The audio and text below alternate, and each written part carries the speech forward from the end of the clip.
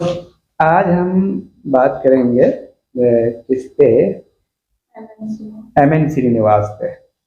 आज हम बात करेंगे एम एन श्रीनिवास पे। सबसे पहले हम लोगों को जानना है कि एम एन श्रीनिवास का क्या पर्सपेक्टिव है और एम एन श्रीनिवास किस परिप्रेक्ष्य में आते हैं।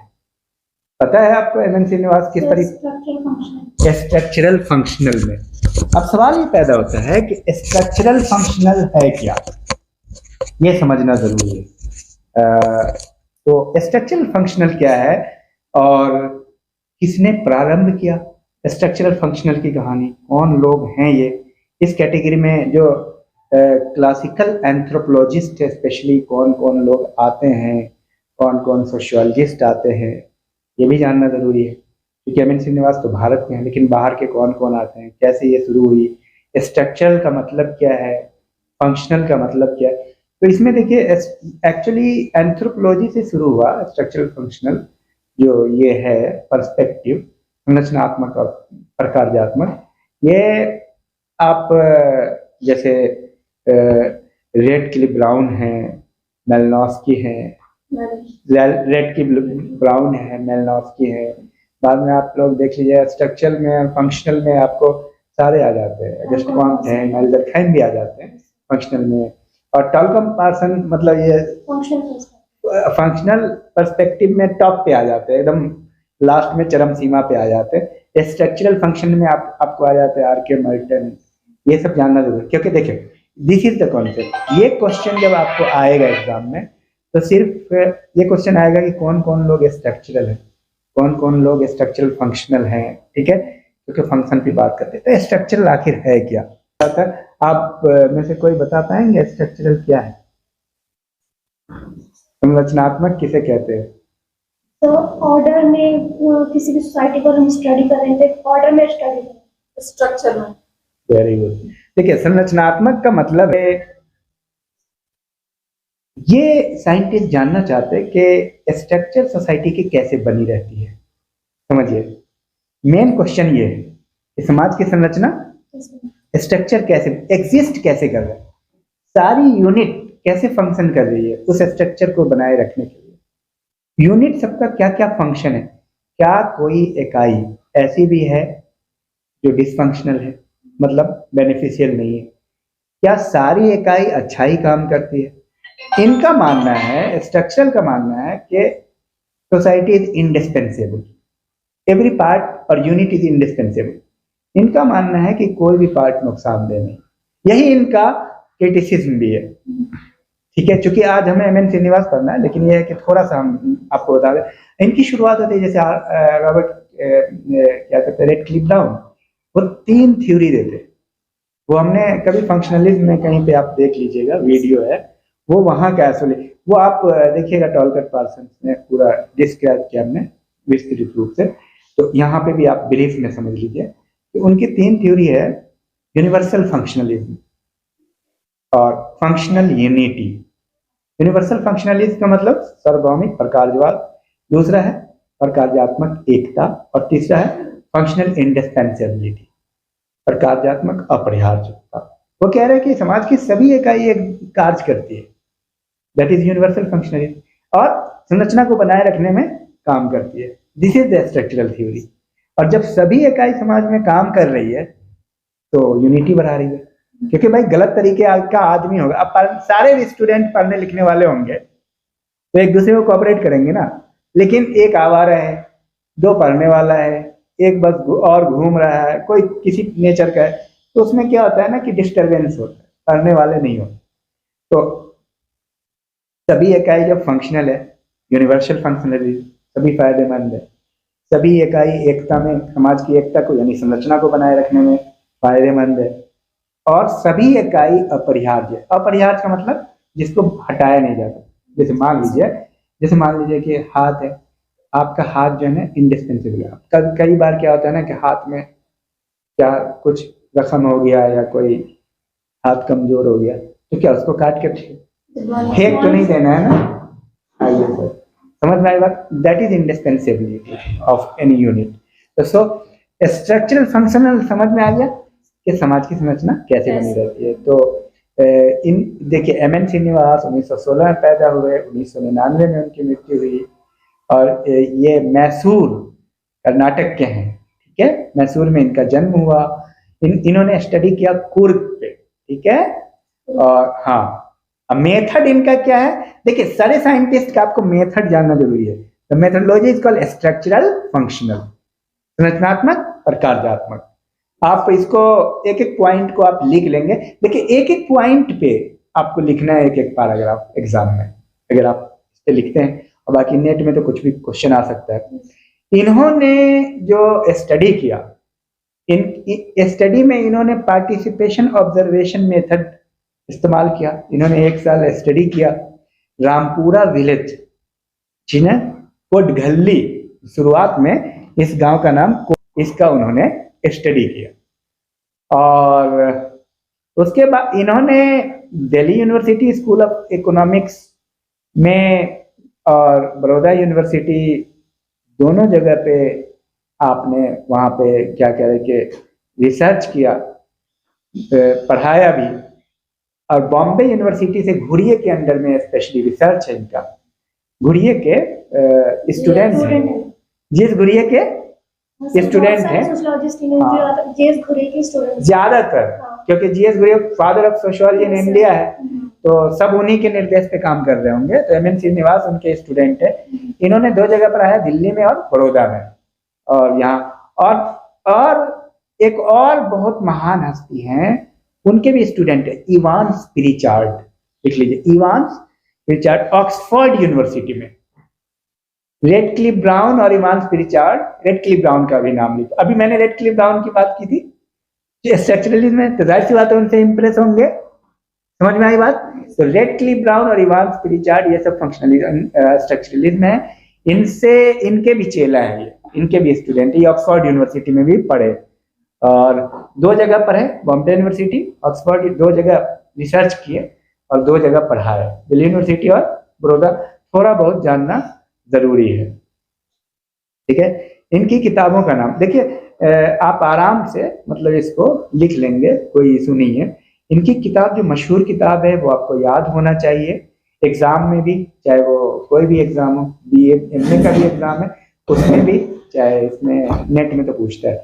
Marriage and family in Mysore पहली किताब है इनकी, 1942 में, marriage and family in Mysore.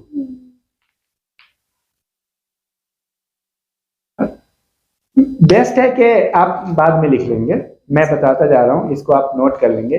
दूसरी किताब इनकी जो बहुत महत्वपूर्ण है, religion society among the Coorgs of South India, 1952 में लिखी गई, 10 साल बाद 1952 में छपी। तो ये दोनों किताब बहुत मशहूर है, फर्स्ट और सेकेंड बुक है ये। Sir religion society, religion and society among the Coorgs of South India, ये मिलाने वाला क्वेश्चन आता ही है, इसका ख्याल आप रखिए, ठीक है।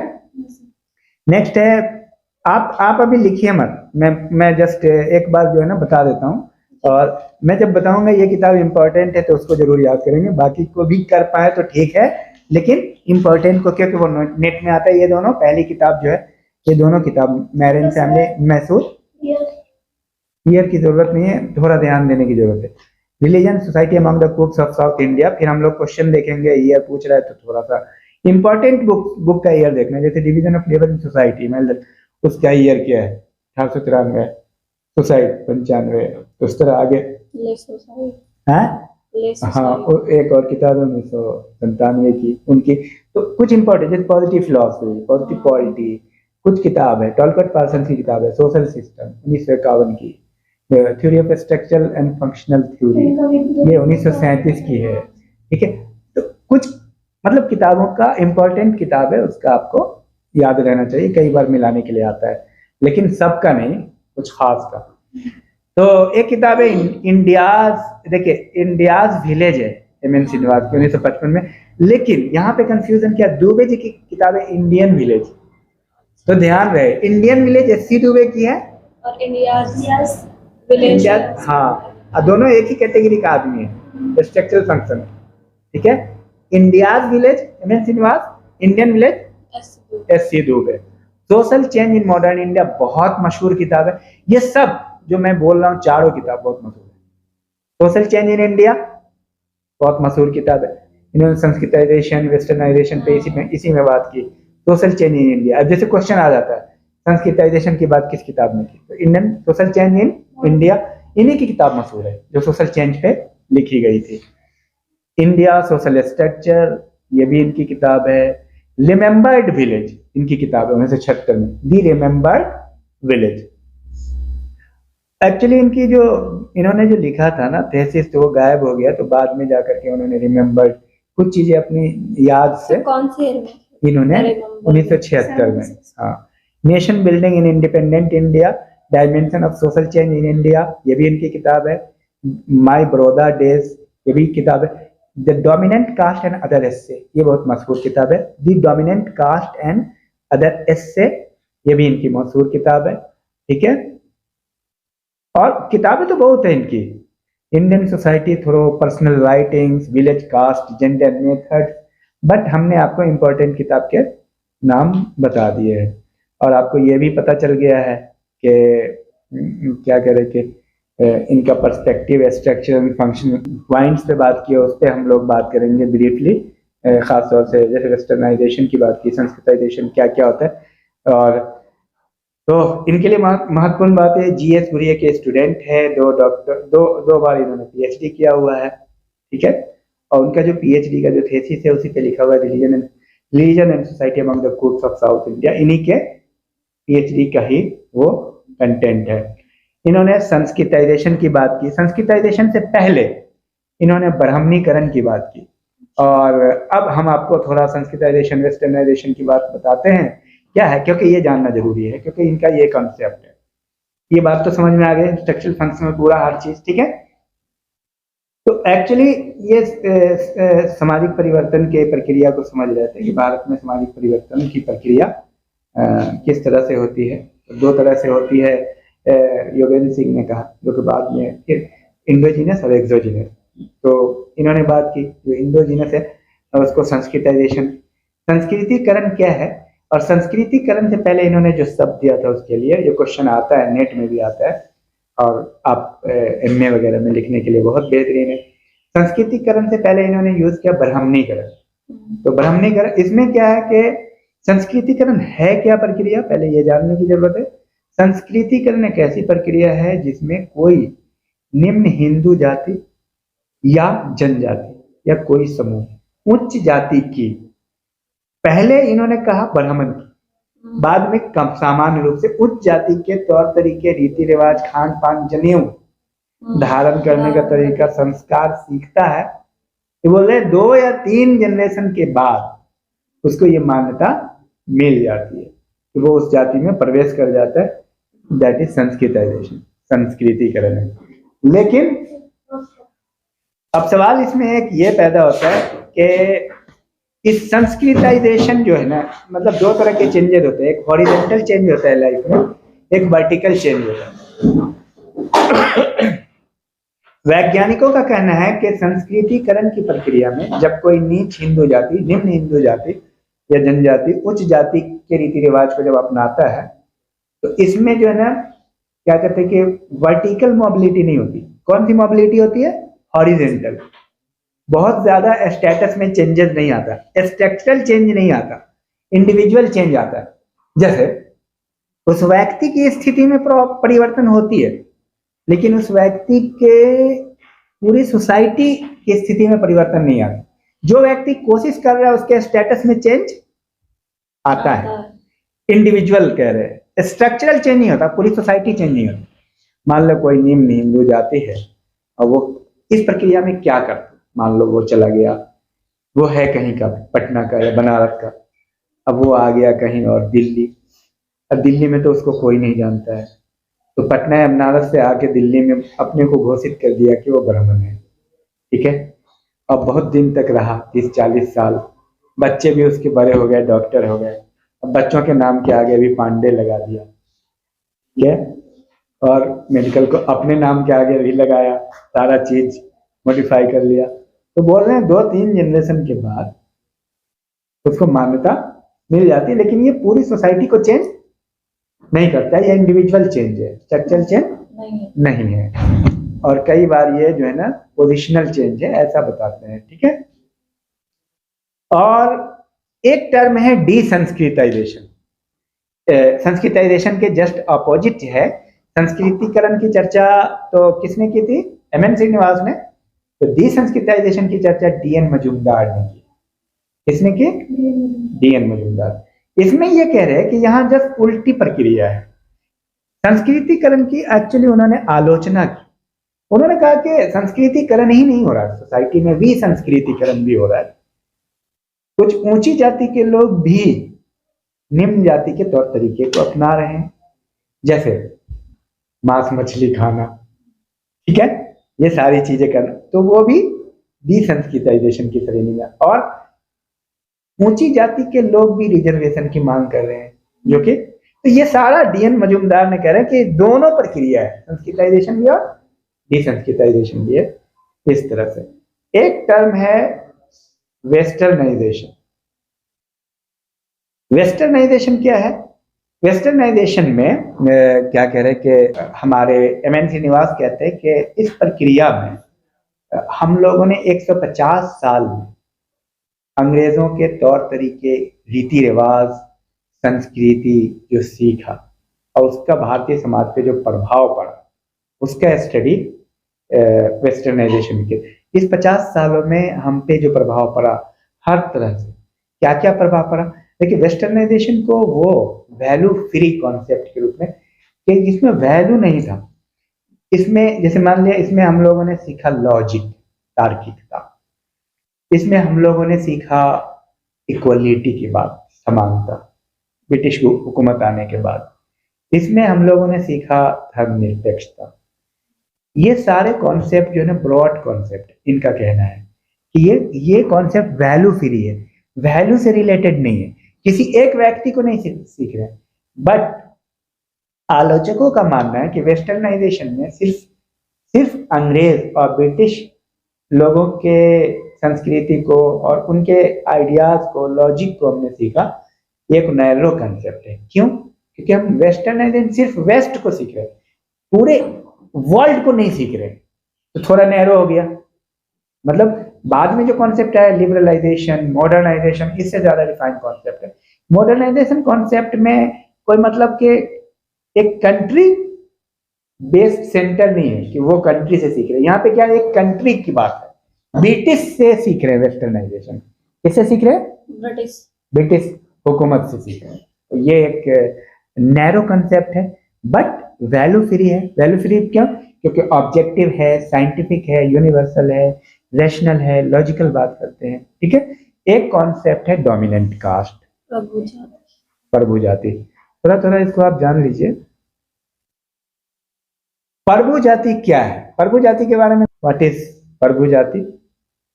देखिए, प्रभु जाति में उनका मानना है, उन्होंने, उनकी एक किताब है Indian village, sorry India's village. Indian village किसकी है? एस.सी. दुबे की। इंडियाज विलेज में उन्होंने प्रभु जाति की बात की, डोमिनेंट कास्ट। हर क्षेत्र में भारत में, चूंकि उन्होंने साउथ में कुर्ग का अध्ययन किया, तो उन्होंने पाया कि एक खास एरिया में एक खास जाति का प्रभाव होता है। जैसे यहाँ पे भी जिस जगह आप रह रहे हैं वहां पे एक खास जाति, जैसे कहीं पे ठाकुर का प्रभाव है, होता है ना, जैसे आंध्रा में रेड्डी। यहाँ आंध्रा में रेड्डी। यहाँ पे किसका प्रभाव है जहाँ पे आप रह रहे हैं? पंडित का या ठाकुर का या वैश्य का? है पंडित का। अब इसको समझना पड़ेगा, इसको समझने के लिए ख्याल रखना पड़ेगा कि थोड़ा इधर आओ तुम लोग। इन बातों पर ध्यान रखना जरूरी है कि आखिर प्रभु जाति किसे कहते हैं। तभी तो आप समझेंगे कि प्रभु जाति कौन है। जैसे कोई बोल रहा है पंडित है, कोई बोल रहा है ठाकुर है। आप में से कोई बताएं, कैसे आप मापोगे? मेजरमेंट क्या होगा? यही सब तो डिस्कशन की चीज है। क्वेश्चन आ जाता है कि प्रभु जाति कौन है, क्या क्या कैरेक्टर है, बताओ। तो उनकी इकोनॉमिक पावर। ठीक है, वेरी गुड। इकोनॉमिकली मजबूत होना चाहिए और पॉलिटिकली भी हो सकता है, पॉलिटिकली भी होगा। ठीक है।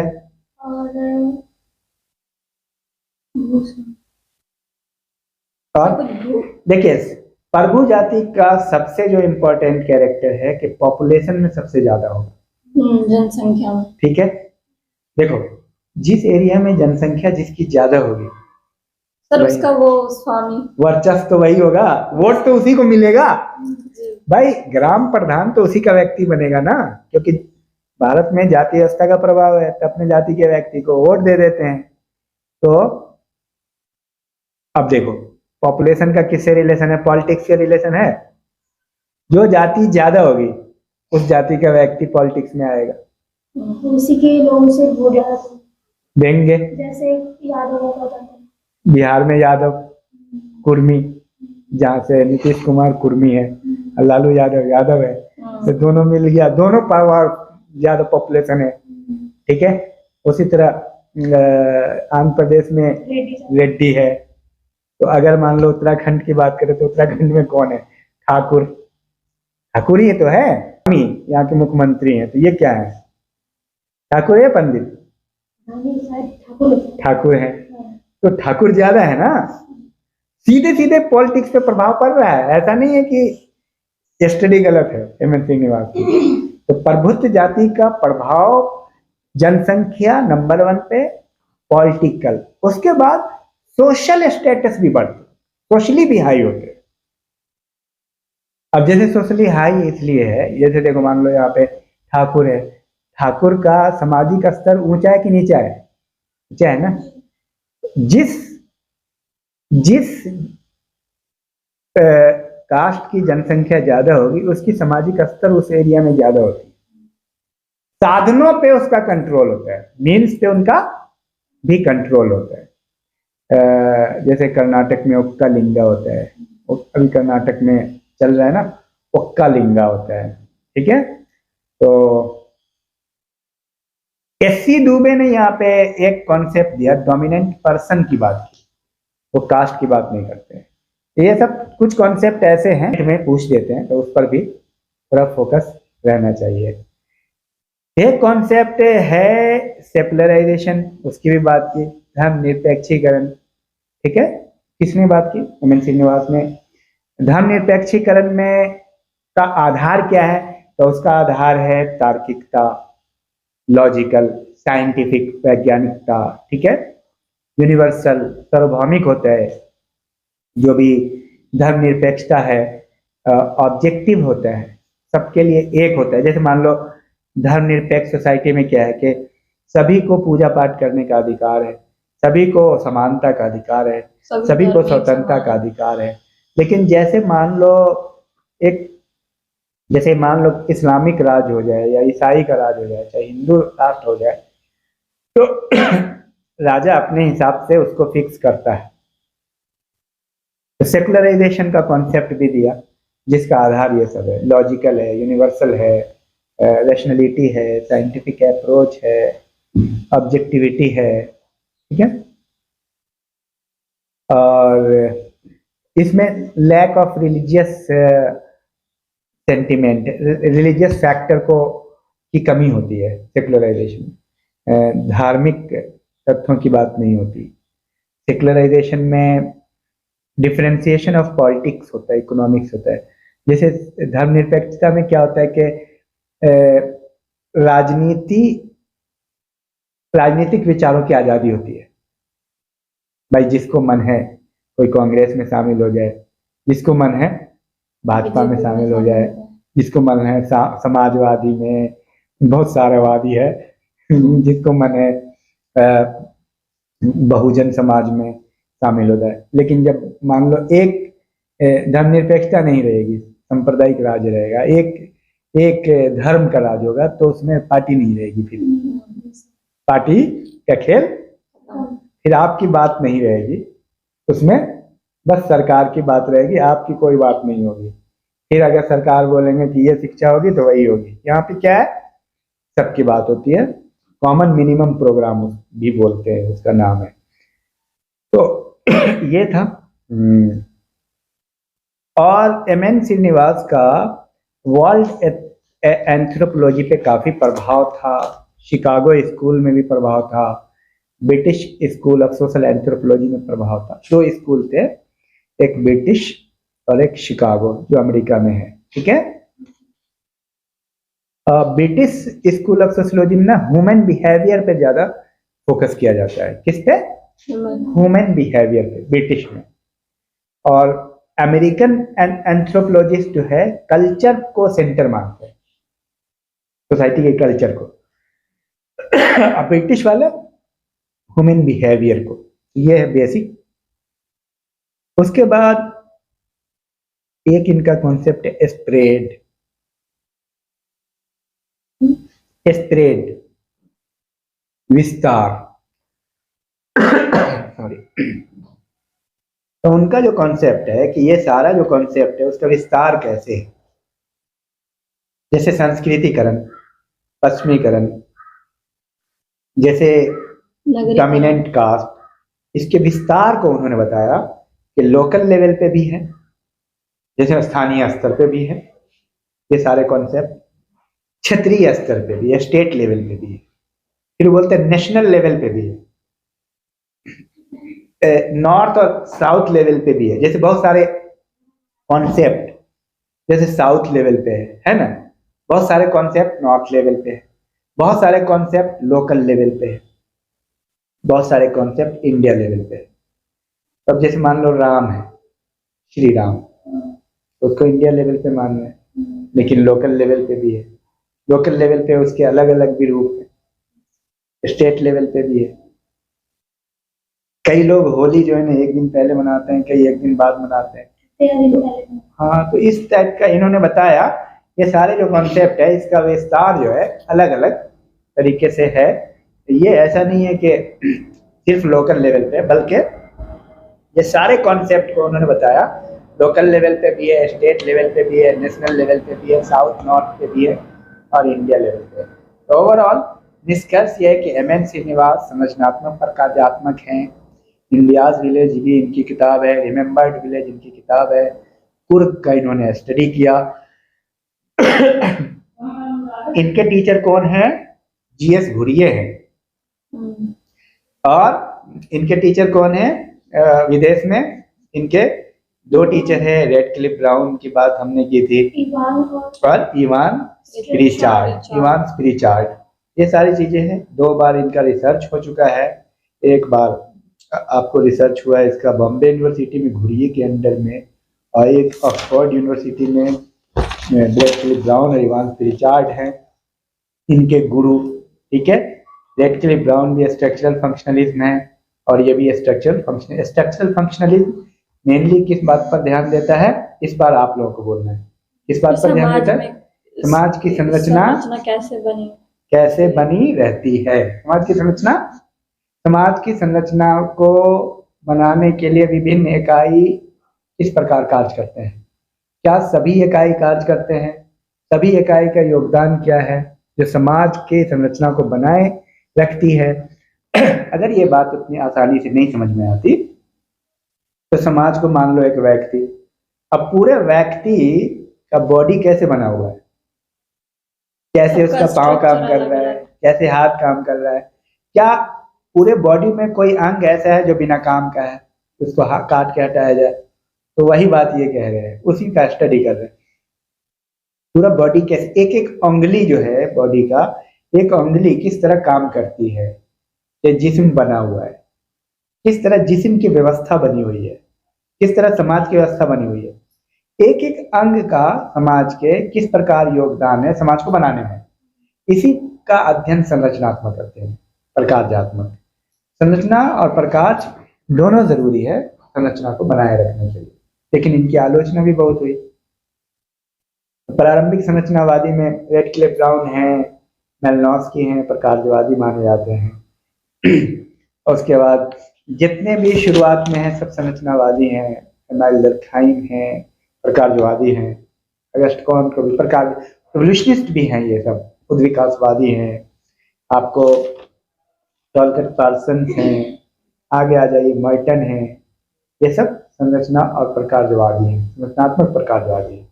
ये रहा कुल मिला के, इसको आप अच्छे से समझ लीजिए। और यही बात एस.सी. दुबे का है, वो भी संरचनात्मक प्रकारवादी हैं। समझ में आई? चलिए, thank you, all the best.